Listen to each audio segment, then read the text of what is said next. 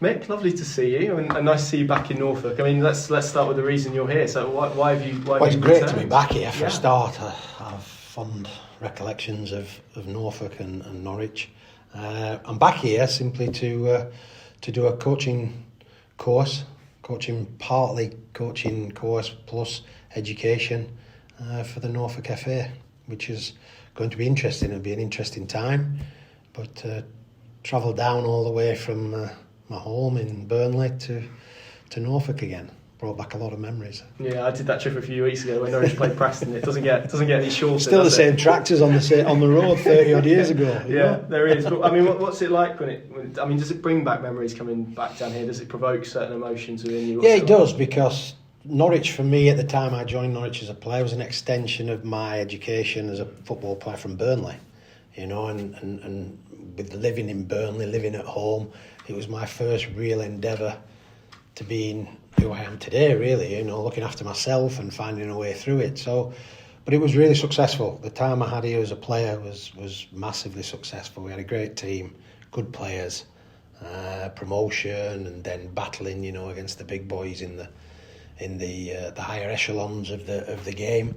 And we were some team. We could take teams on. So yeah, great memories, really good memories down here. Yeah, as you mentioned, promotions. I think it was 189 games. You're a Hall of Famer down here. You were captain. I mean, it's quite an incredible thing that you packed into such a short period of time. I achieved a lot down here, which probably was a little bit unexpected. A local boy in Burnley coming down to Norfolk, it felt like the end of the world. On that first trip coming down here, and I remember agreeing to sign and then going back home and telling everybody back home, because we didn't have mobile phones in them days and what have you, so it was driving all the way back and then saying, I'm going to Norwich. And it's like, wow, you've just made a big decision. But everything happened for me well. Some good friends down here, some past, some present, And it's just, one of my daughters was born down here, which, she's a Norfolk bumpkin, which is something to be proud of. But yeah, I really enjoyed my time here, and every time I come back, and it's not that often now, but every time I come back it feels like yesterday. And you mentioned it there, I mean, swapping, because it's not close, and it wasn't the technology there is now. So coming down here, I mean, it must have felt like such a risk. So, I mean, it must have felt so far away, almost like moving to a foreign country, I'd imagine. Yeah, well, it felt like the end of the world, I mean, to be honest, when you think about somebody who says, well, Norwich are interested in signing you, a local boy from Burnley, the first thing you do is say, well, where's Norwich, where is that? You know about other sort of football clubs and in and around the country, but Norwich was sort of as far removed as clubs could be, But I was really proud when I joined Norwich, At that time, they'd just been relegated. I think they won the cup that year, and then they're out of Europe. So everything was sort of a little bit chaotic. Then you come to Norwich and you go on a promotion run straight away with some good players. Some good players were already there that they kept, added a few more, and we blasted the league that year. And got back into the big time again. So it was a great year, the first year, and then we built on that from then on. What was the adaptation like coming from Burnley to Norwich as a young man? I'm sure that must have been quite difficult at the start. The football wasn't, I didn't need to adapt to that. I just brought my sort of game and my idea of the game to Norwich. What was different was actually living. I'd come from my mum and dad's home, where everything's you looked after. You've got a nice bed, you've got your food all the time. Your mum looks after you well. To actually then going out there into the real world and looking after yourself.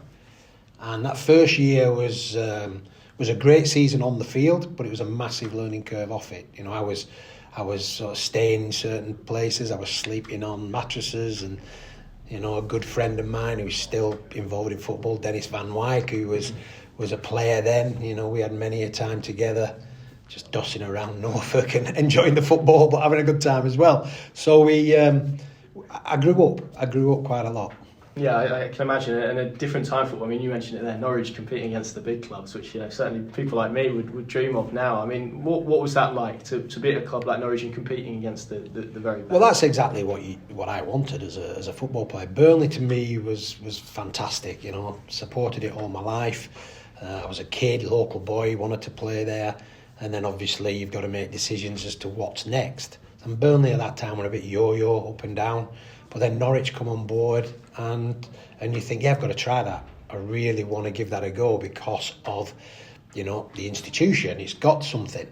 So coming to Carrow Road in them days and training at Trouse, it was different, completely different. And everybody knows Norfolk is that county where you can be, 1 mile, half a mile from the city and you're in the countryside. So that was something unique as well. So I thoroughly enjoyed being part of a progressive football club and also the response of the supporters and the feel of it. It just suited me for 4 or 5 years. It was brilliant. Yeah, you touched upon it there, but what did Norwich sort of do for your career? What did they do for you as a player? Was it pushing you to? Well, they made me a better player. Yeah. They definitely. I took the things that I had, and then I moved into sort of Ken Brown was the manager, Mel Machin was the coach. Then it was Dave Stringer, and all these people brought something extra to my mentality, my game. So I really wanted to absorb all that. When I was down here, and certainly. I wasn't married the first year I came down here, then I came back married the second year, then we had one child, then we had a second child who was born down here, so I connected with Norfolk straight away, throughout that time. So for me, it was just a place where I could have stayed forever, forever. It's one of those places where you've got a family, you've got football, you've got a great environment. Why do you want to move on? Obviously, circumstances change and Norwich sort of, we got to that stage of contracts and things like that, and then there was a few changes made, and I made the decision that I may need to try something else. I wanted to push on, and I took that move, back to the Northwest and to Man United. Yeah, absolutely. I mean, you mentioned Dave Stringer, Ken Brown, two legendary managers in Norwich City history. Mel as well, who supported Ken. I mean, have you taken any bits from them which you had into your? Yeah, interesting times with Ken and Mel. They were like chalk and cheese, the pair of them. Which was good because you learn a lot. Mel was very tactically astute. Ken was one of the nicest men you could ever meet. A real understanding of the game, but understanding of people. He was like a father figure when I came down because I was raw to moving away. And he became sort of that second parent for me. He understood me, but he always had an attitude of keep playing, express yourself. If we win, fantastic. If we lose, okay, we go again. He was the right person for the right moment for me. Mel was the opposite of that. Mel was sort of the guy that really brought it all together, the mentality of what we're trying to achieve here. And then Dave was, again, ex-player, really understood the club, got the opportunity to be manager. And I think he was a captain at one point of the club. And he understood exactly where I was at that moment in time. And my relationship with Dave was terrific. And when it came to the point of moving on, the blessing was there. It was like, yeah, go on. You probably can make the next step. Go and do it, So that's the way it went. And we've obviously spoken about your relationship with Norwich over the years. The fact you came back twice in coaching capacities, I know probably different times, different events, but does that show how much the football club means to you, that you've been willing to come back on those two? Yeah, well, I always had it in my mind coaching, at the end of my career, and the opportunity when I was coming towards the end of playing to go back to work, at Norwich with Gary Megson. Little did I know the turbulence at that time, but I knew Gary. I knew what he was trying to do. Unfortunately, there was good times and not so good times. And that only lasted a short period of time. But then obviously I was just starting out as a coach then, really.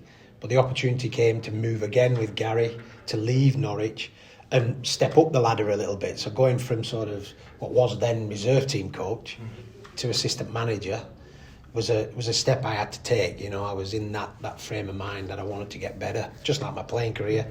So I took the opportunity. Then to get another opportunity, a third opportunity of coming back, with Neil Adams and what have you, that was just completely out of the blue. But it was an opportunity to go and do it again, to have another go. And I was a bit more experienced at that time, to give that experience to Neil. Again, it was rocky. It wasn't sort of stable, But these are the choices you make, and ultimately coming back to where I was really happy was really the reason why I did it. You know, to come back to apply myself again, and to see what we could achieve. Ultimately, it didn't work out, but it progressed after that. You know, and sometimes you take a step forward and a step back, and that's the nature of the beast. Yeah, and certainly with your first spell, I mean, you mentioned it was kind of your first steps into coaching. You had so much to deal with, all that turbulence. I can imagine that was a hell of an education for you at that point. It was probably chaos sometimes. Through chaos does educate you. You know, you learn a lot of what not to do before you've learned what to do. And I think that was an important lesson for me, you know, and Norwich and Norfolk itself suited me. It suited me as a football environment, but also as a place to live. And I embraced that, you know, when I came back sort of with Neil, you know, as a player I lived in Poringland, which is just above Trowse, you know, and then when I came back the next time I was sort of in and out of hotel sort of situations. And then the next time I came back, the third time, I rented a place on Newmarket Road, you know. So just to live on Newmarket Road tells you that you've done not too bad. The cost of that is a little bit different to Poringland, that's for sure. But then, you know, just having that environment around me, you know, going into the local pubs, and, you know, the Unthanked pub was my sort of place I used to go, get some good grub. Me and my wife came down then together. Our kids had grown up. So it was each time was a different moment, you know, and even today, coming back today, it's different. The road system's different. You know, there's actually a full ring road now around Norwich.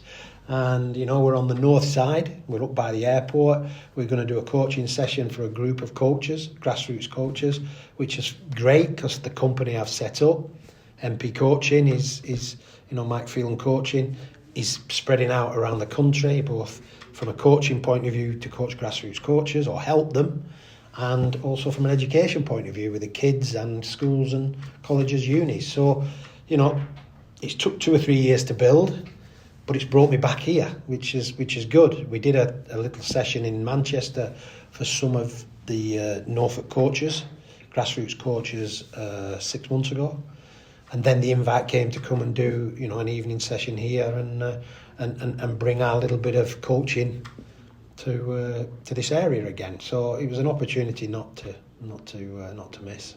How different has it been? Because you obviously had another spell at Manchester United. You come out of that and as you say, set this up. How different is it coaching players to coaching coaches? That must be it's entirely different. Yeah, it's different. But my aim as a company is to be involved at the grassroots level and the amateur level. You know, I've done everything I possibly can within the pro game. Love it to bits. It's still you know, it's still part of me, the pro game. But actually, the grassroots is starting to grow. I didn't realise until I'd left Man U the last time how big grassroots is, because you live in that bubble. But then you realise that for me, a club was just a club. But now I see clubs as a multitude of teams. There's lots of players, and there's lots of mums and dads, and there's lots of potential coaches that want to get on the ladder to coaching. So yeah, it's both educational, and it's also me coming along, not teaching people to coach, but just hopefully reinforcing what they're doing, you know, and to enjoy it. And I know how difficult it is, grassroots. It's difficult with all the, you know, the teams and organisation and working, and I know all that. It's really difficult. But for me, it's a challenge. You know, it's a challenge from being a coach that's won the Champions League to being a coach that's now at Wroxham. Yeah, and that was what I was going to ask you, because you've had all these experiences in the game, winning everything there is to win. You were a manager in your own right as well. So then step into something completely. Has that been a challenge that you felt you needed? Yeah, well, my whole career has been about challenges, and you take them on, you know. And I've always been a firm believer that if you don't try something, you never know what you can achieve, and you don't know whether you like it. So the challenge for me is to come to these places, and even the people you're coaching, the kids you're coaching at every age group, girls, boys. It's a challenge to know at what level they are, and can we have some fun with it, you know. And for that 1 hour, 1.5 hours that we're out on the pitch or with coaching, it's another voice, it's a different voice, but it's amazing the intensity that you get out of it and the enjoyment that they take from it. And I think when you talk and reflect afterwards with the coaches, the mums and dads, most of the time they're enthused by how you can generate that interest and how difficult sometimes it is for them. But just by being there and being part of something and just adding a little bit to what they're doing reinforces their belief that it's good to be involved in the game. It's good to be involved as a player and a coach. Has it given you, because I'm sure when you're in the modern games, all the pressure that comes with that, so when you're able to sort of step out of that and coach with a bit more freedom and whatnot, is that yeah, that's the beauty of it. You know, I have an idea in my head as to what I want to do, but I don't know what the quality is until I turn up. I don't know what the numbers are till I turn up. And we all know that sometimes, and you know, grassroots coaches will know this, sometimes they have the whole squad, which might be 20, 25, might be more, but it might also be 5 or 6. What do? You know, how do you arrange that one? And it's just me coming along and putting a little bit of meat on the bones for them, that it is difficult. And I'm not right, I get things wrong, you know, even at this level, I make mistakes. But it's okay, because they see those mistakes, and that's part of it. And I think, you know, we're only human. You know, I try to do something. Sometimes it works, sometimes it doesn't. That's the nature of coaching at Grassroots.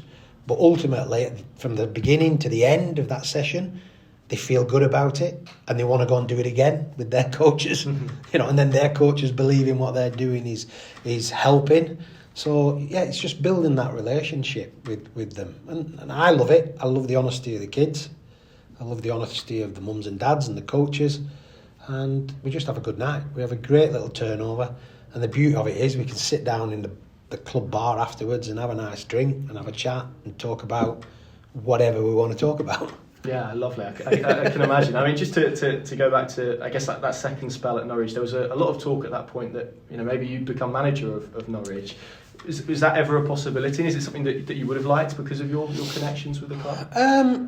I suppose it could have been a possibility, yeah. You know, you go in as an assistant and you never know what happens, and unfortunately, you know, managers change quite rapidly nowadays. Sometimes the opportunity comes to step up, sometimes it doesn't. That's just the way the game is. Yes, I was prepared if that was to have happened. And it would have been great. It would have been terrific to be able to do that at the club that, you know, I have a lot of feeling for.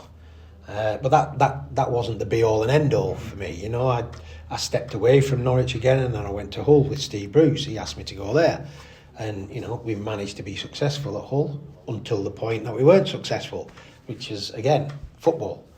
So for me, it was just being here, applying myself here, getting to know and understand the club again. Delia was in charge at the time, and there was Delia's mum was there and her husband, and it was it hadn't changed in a way. It felt like yesterday that I was back again. Some interesting conversations along the way, but thoroughly enjoyed my time under Delia, even though it was a short period of time. And I got a good response from the supporters. You know, I had my foot in the door as such, because I'd played there and given, you know, 4 or 5 years of my life to Norwich as a player, and got better as a player. And I think we both respected that. How nice is it? Because you mentioned Neil, and I think often we see, you know, people have managerial stints and maybe it doesn't go the way that they would like, and they fall away from the game. I mean, he's actually gone back to Norwich and is now, you know, made a very good career in his That's his really, own right, really good. Role. Yeah. It's really good because, yeah, you have to try these things to find out where you're at and what your level is. Mm-hmm. You know, is that what you want to do? Because we all have grand ambitions of being, you know, this, that and the other. But along that journey, we can stop somewhere and go, no, I'm good at this. I'm good at this bit. So I want to stick with this bit. And for someone like Neil and other people in football, there is that opportunity to stay in the game, you know, at a level and a capacity where you're relevant. And I think that's the beauty of it. Norwich probably is one of those clubs that does embrace that. You know, there's the business end, you know, and all these things.